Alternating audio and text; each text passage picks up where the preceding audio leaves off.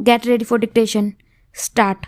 I can never resist a call from an educational institution because I have been associated with such institutions throughout and have always taken a keen interest in education. I was therefore happy to accept your invitation. It is a pleasure to be in your midst and to confer degrees on many of the students assembled here. You are fortunate indeed to receive education in the Kanya Mahavidyalaya, for this institution occupies an important place in this state and has made a remarkable contribution to the advancement of our women. This institution was founded many years ago by a true social person who was inspired by lofty and scared ideals of emancipation of women and national advancement, and who had genuine reverence for womanhood. We have in our country two types of educational institutions: those established by our English rulers for the achievement of their own ends, and those founded independently by patriots and nationalists with a view to reviving our civilization and rebuilding our cultural traditions. The Kanya Mahavidyalaya was founded many years ago in pursuance of these scared ideals, and those of you who are entering life after having completed your education in such an institution are really fortunate.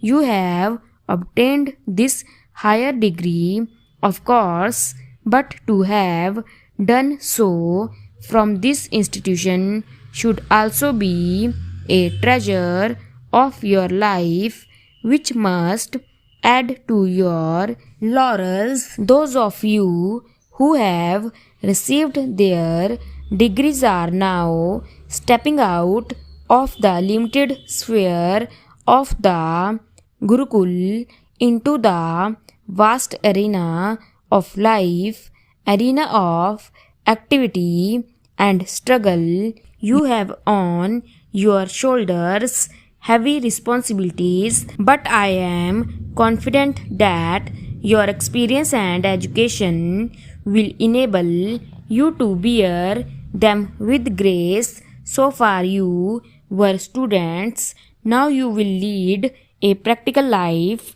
and you have to march ahead in the face of multifarious problems.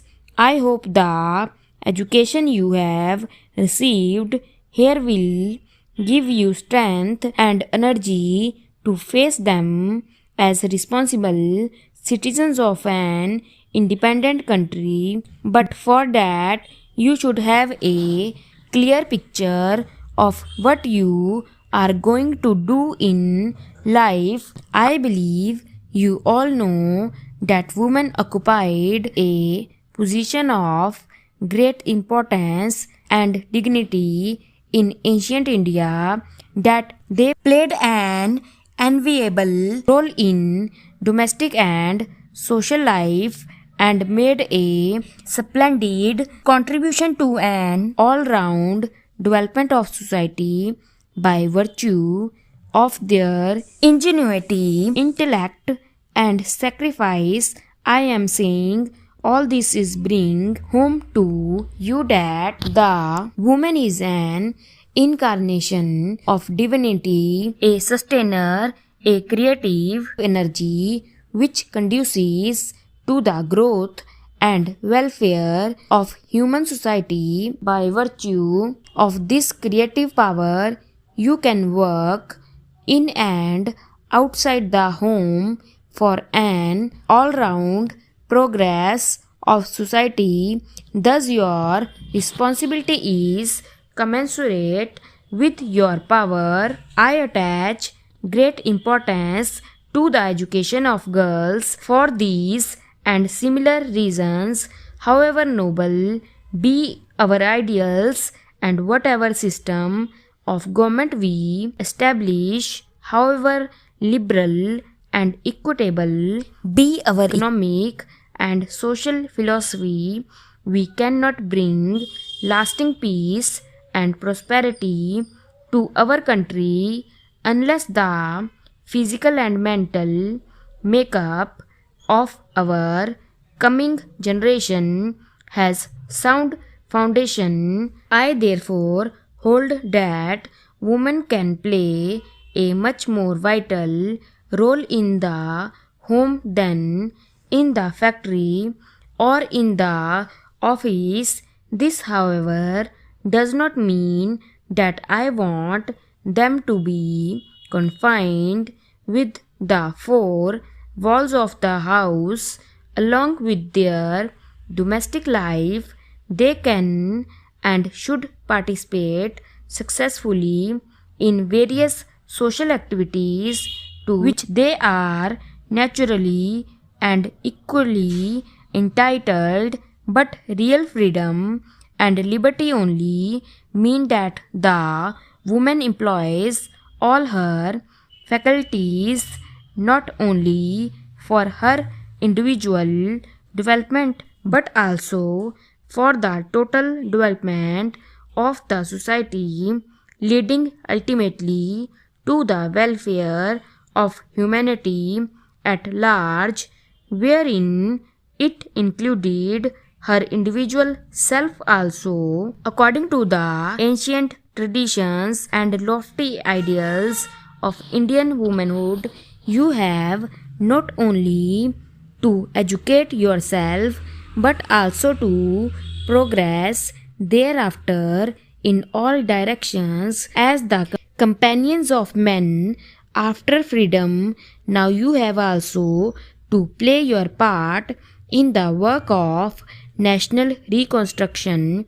This is possible only when we amend our present system of education to suit our purpose. Here also, our country is faced with conflicting ideologies. The modern reformists, those who style themselves as progressivists, contend that boys and girls should be educated together under the same system of education.